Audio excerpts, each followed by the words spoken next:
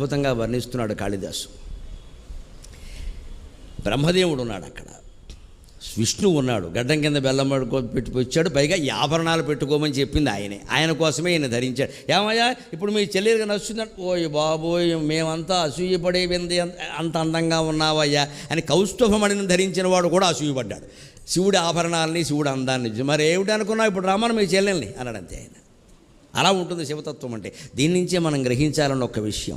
ఒక్క క్షణంలో పాముల ఆభరణాలుగా మారాయి కదా, ఒక్క క్షణంలో భస్మం సితాంగరాగంగా తెల్లని అంగరాగంగా మారింది కదా శివుని శరీరం మీద, ఒక్క క్షణంలో కపాలం కిరీటంగా మారింది కదా.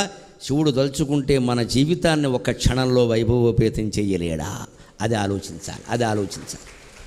దాన్ని ధూర్జుడు చెబుతాడు చాలా ధైర్యంగా, శివస్మరణ చేయండి. ఎంతసేపు వచ్చిన వాడిని కూర్చోబెట్టి కష్టాలన్నీ చెబుతారు, ఏడుపు మోహం వేసుకుని ఎందుకు వచ్చిన గొడవ ఎవరికి చెప్పకండి, పరమేశ్వరుడికి చెప్పండి, ఇంకెవరికి చెప్పకండి.